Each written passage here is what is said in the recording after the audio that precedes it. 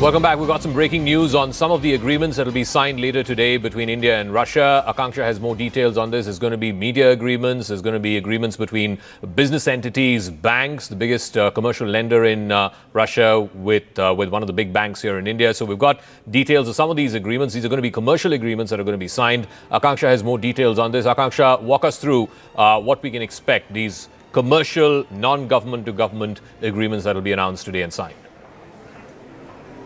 Right, Zaka. Interesting you highlight that these are commercial, non-government to government.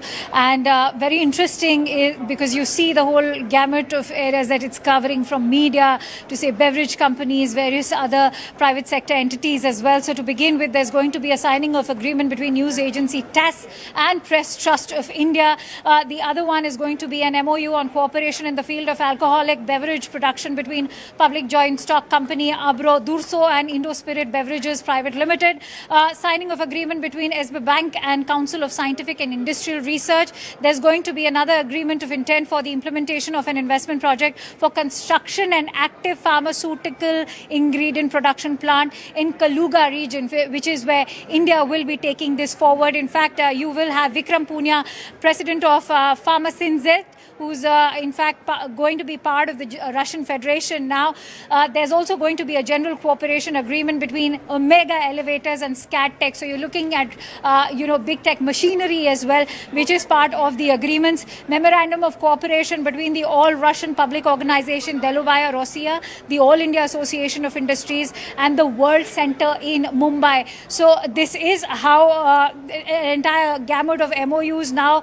Even Prasar Bharati and Gazprom Media Holding are going to be very actively part of this whole Ross Congress. There's an MOU enlisted over here with regards to that. Another MOU again involving the Gazprom Media Holding to be signed between NFDC and the Gazprom Media Holding as well. So two MOUs involving Gazprom. One even interestingly is going to be between TASS and Prasar Bharati. You also have Russian beverages, alcoholic beverage companies now coming to India. So this is the kind of diversification, Zaka, that the Commerce Minister Shri Piyush Goyal was highlighting yesterday when he was talking about how the bilateral trade has been up, but it needs diversification. It has been a bit lopsided, it has been a bit skewed, but when we are talking about how pivotal President Putin's state visit is, this is the kind of tectonic shift that we can look at, where India and Russia are making a big statement that they are not going to be trading against any particular country, but and that they are together and they are not in isolation. We are working towards an overall settlement which is also respecting the autonomy of both the countries and does not need a Western banking system in place as well. Siddhant is also joining us. So I think both sides are stressing on the fact that, the commercial side of the relationship, the economic and trade side of the relationship is something that will get a big boost this time around. What had been a government-to-government sort of relationship will now have a much more trade, commerce, and economic side that will be revealed today, or at least the attempt is to elevate that side. Walk us through, Akanksha mentioned some of the deals that we can expect. Walk us through what the Indian side is stressing on as to how they figure they're going to circumvent the financial impediments with the banking system, the credit guarantee system, and so on. Yeah. Well, yes, that's right, Zaka. In fact, the Indian side's focus is also on economic cooperation, more trade, investments, exports to Russia. But Zaka, there has always been this issue after the war started in Ukraine. In fact, I remember my meeting with a Russian diplomat in New Delhi about a year back, and he explained to us the scenario at that time, that how Russia wants more and more big industry players in India to be investing in Russia. They are ready to give all kinds of subsidies and all kinds. They are ready to assess. But the whole problem here is that the Indian companies fear of getting sanctioned, because most of them have their offices in Europe, in United States. They do business there as well. So that has always been the concern with the major players in Indian markets in various fields.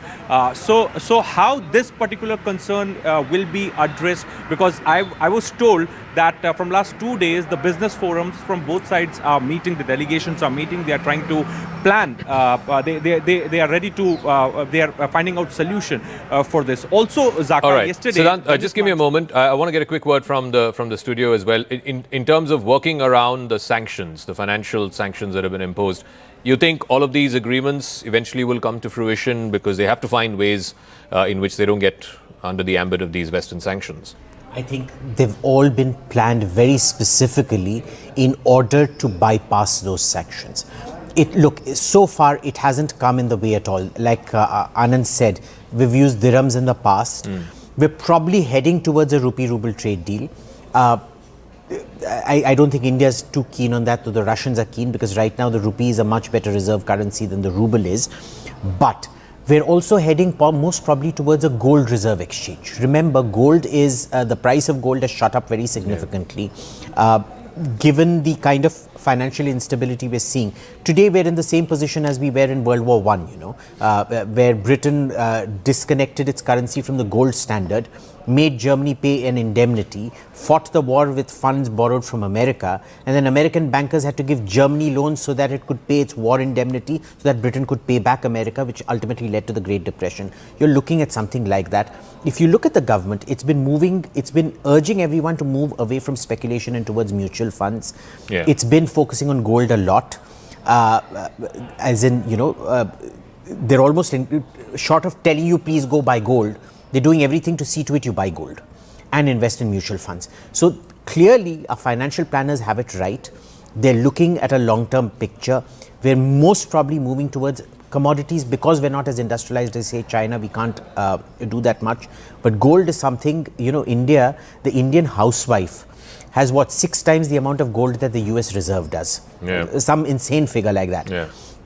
This is fine. This is an Indian market. Even if we can't industrialize, we can absorb gold big time. Gold and diamonds, no problem. I don't think we need a nudge really from the government for our folks to buy gold. But very quick closing comments before the ceremony begins. I think what I'm looking at is beyond the geopolitical maneuverings, beyond the oil purchase, because that's the most obvious. We've had a very stable relationship with Soviet Union and Russia as far as science is concerned. I'd like a real leg up on that. I mean, space is one thing, but very recently, Mr. Putin announced this anti-cancer vaccine. The particulars aren't out yet, but I'm just thinking it's possibly to do with neoantigen, and it's a new. I think we really need to thrash our heads together and move that forward at another level completely, because America is actually now the next part of sanctions would come related to H1B. So I think that's the area I'm looking at. Very quickly, I think we need to keep on focusing on reducing the $60 billion worth of trade deficit. How is it going to manifest? I think that is very, very important. Otherwise, the value of rupee in Russia is going to be zilch, because you may pump as much. That is one part. And second is, I think the sector which is being sanctioned today is tariffed as energy sector, right? As long as we are able to diversify into other domains, I don't think there's going to be a challenge even in long term. But I'm very quickly looking at possibly this winter resolving all issues. Okay, we'll see. We'll see. Will it be the winter of discontent, or will it be the winter of change? We'll leave it at that. Thank you very much to all our guests as we count down to the ceremonial welcome that President Putin will be receiving in about less than 10 minutes' time. That's going to be sharp at 11 a.m.